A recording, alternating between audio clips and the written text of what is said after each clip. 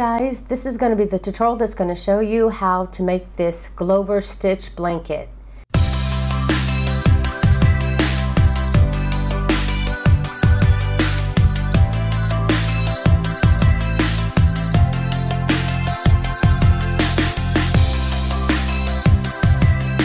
In my previous tutorial that I released, I showed you how to do the Glover stitch using worsted weight yarn, which I think is the best way to learn this stitch. And I still recommend that you go ahead and you do the stitch for a little while in worsted weight yarn until you've gotten it down, and then move to the bigger yarn because it can be harder to see the stitch using this super bulky yarn. The yarn I used, oops, I lost my, sorry for my squeaky chair. This is the kind of yarn that I used.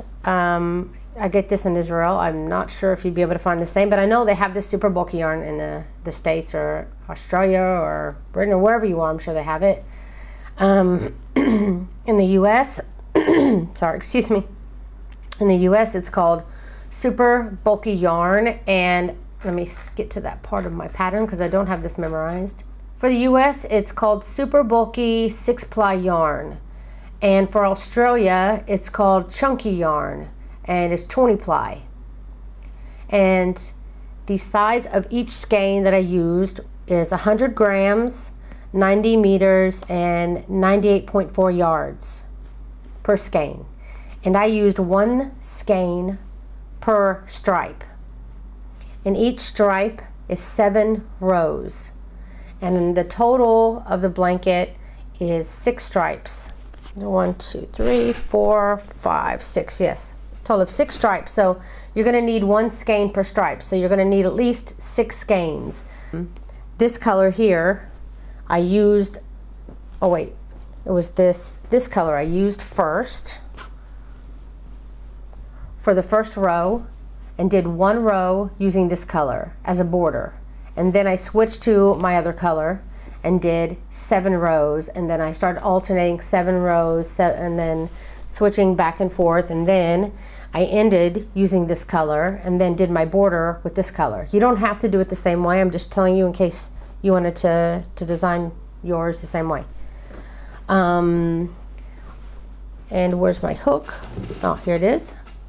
This hook here is 10 millimeter hook, which for the US is a size P. And the finished size of my blanket was, let me show you like this. Put my hook down here. This blanket is actually laying the long way. Sorry for the mess.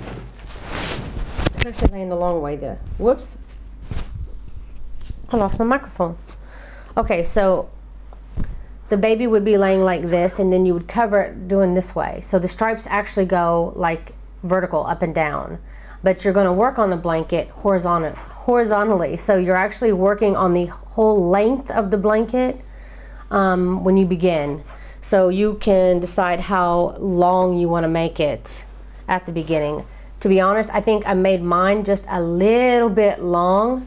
It measured at the end 109 centimeters or 43 inches long, which I think if I went ahead and just did less chains at the beginning, it could have been a little better. And I'll go ahead and I'll tell you the recommendations for the chains, and I'll tell you what I did as well. Anyway, so as you do your rows, you're actually making the width, the part that's actually going to be the width part of the blanket to cover the baby. So let me get this out of the way. So you want to go ahead and grab your super bulky yarn, your 10 millimeter hook, and we'll get started. This stitch is done in multiples of 2 plus 1. So you want to go ahead and make your length of how long you want your blanket in multiples of 2. I used 73 total, which is my multiples of 2, which was to get to 72. Then I added plus 1, which gave me 73. But like I said, I think it's a little bit too long. It's up to you. It will definitely fit the whole of the blanket in the crib. My plan for baby blankets is always, excuse me, I've been sick the last few days. My plan for a baby blanket when I make it is always to fit the baby the whole time it's in the crib. So until it's 2.5 years old, this blanket size will definitely fit it. Now, if you feel it's way too long, and it may be a little bit too long, go ahead and instead of chaining 72 at the beginning, you may try to chain 64 and see if it's good enough. Remember to chain loosely as well. Don't do a bunch of tight chains. So chain 65 loosely, and if it's a good size, then you can leave it that way. What I did is I began by starting my loop a little further down just so I could hide this tail.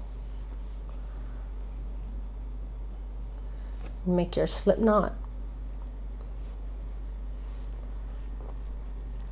And then again, like I said, loosely you want to chain. So try your best to not do it tight at all. Okay, I went ahead and did my multiples of 2, which I have 12 stitches. Then you want to do your +1. And then you're ready to start. So to do the stitch, you want to go in the second chain from the hook, insert your hook, pull up a loop, 2 loops on your hook. Now you want to yarn over, 3 loops on the hook, then go right into your next stitch and pull up a loop, which will give you 4 loops on your hook. Then you want to yarn over, pull through all 4 loops, and then chain 1, and that ends your stitch. Now with this big yarn, you definitely want to be super careful that you find the very next stitch and it's not the previous one that you were working in. It can be hard to see because you're actually bundling up this stitch and it pulls it away from the actual stitch that it's in and makes it look like there could be a stitch here. So, and it's really difficult later on as you get going on rows. Make sure always that you're going into the correct stitch. So you want to go right into the very next stitch, pull up a loop, then again yarn over, 3 loops on the hook, then go into the very next stitch, pull up a loop.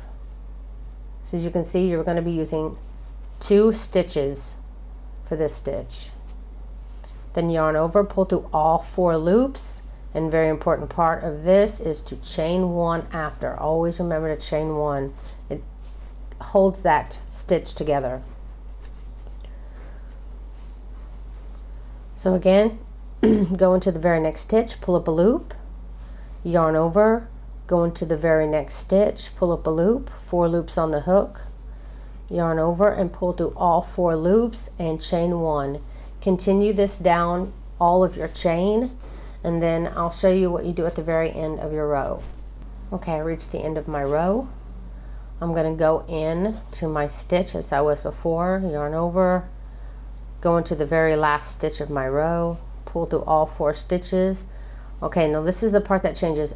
After the very last stitch of your row, you always want to chain 2, not just 1, because that chain 1 is part of the stitch, the actual stitch itself. This second chain is your turning chain. So you're going to turn your work. And if you're making a blanket like I did, where you want to do a border the first in one color like I did with mine, then go ahead and change right now to your next color. And if you want to change colors, I wasn't planning to show this, but I'm just going to get some of what I can. Sorry about that.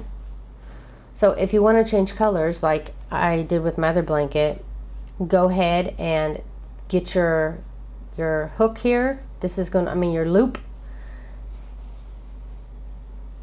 Just bend your new color in half. See, this is the end. And you're just going to be pulling that through the loop. Then you'll tighten that loop down. And then you can pull both of these strings here and tighten that loop. And if you need more of a tighter loop, just keep pulling more on your other color, and then you can pull more on here to tighten your loop. Then just grab up this new color, and then you just start working in your stitches with a new color. Very simple to change colors. But for the purposes of this tutorial, I'm just going to go ahead and stick with the same color. Okay, so at the end of your row, you just chain 2. Like I said, this second chain here is your turning chain, but the first chain you do is part of the stitch, and you're going to be going into this chain first. So go into that chain. You're going to be going into just the top of it.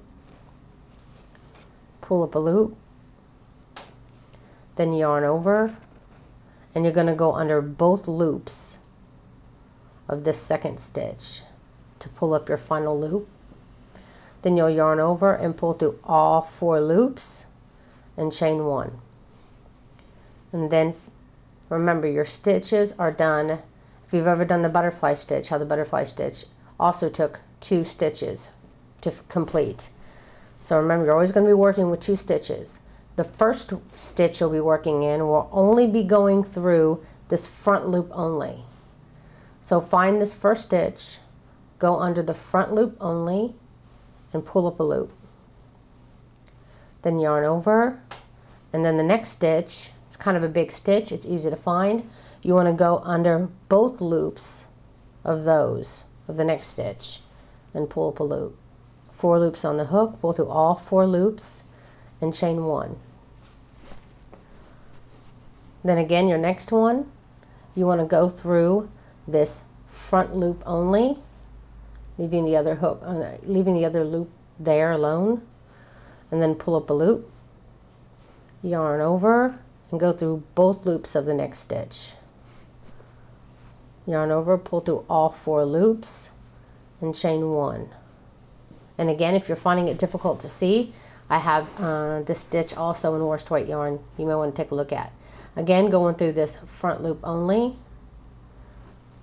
pull up a loop, yarn over, then go under both loops of the next stitch, pull up a loop, 4 loops on the hook, pull through all 4 loops, chain 1. And I'm just going to quickly do the next stitch because I want to get to this last stitch here so I can show you how to end your row. Okay, so again, you're going to do the last stitch the same. Go in the front loop, pull up a loop, go under both, 4 loops on your hook, pull through all 4 loops, and again, the very last stitch of your row, you will always chain 2 instead of just chaining 1. Because again, when you turn, you're going to begin your very first stitch of the row here in this first chain. And the second chain is your turning chain. So you're going to go right into that first chain and pull up a loop. Then yarn over, go under both loops of the next stitch. Pull through all 4 loops, chain 1. And this is how you're going to continue your pattern over and over again. Just repeat that last row that I just showed you over and over again, and you're going to get what looks like this. And it's hard to show you all the angles of it. Even in the other video, it was very hard to show you all the angles of the stitch, but it does kind of look different depending on which direction that you're looking at it. It's very nice.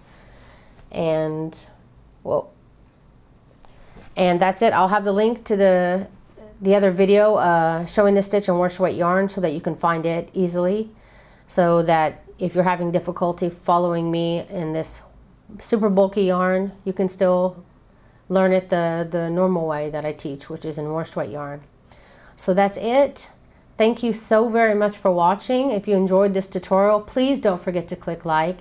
And if you're a first-time watcher, please don't forget to subscribe. Thank you so much for watching.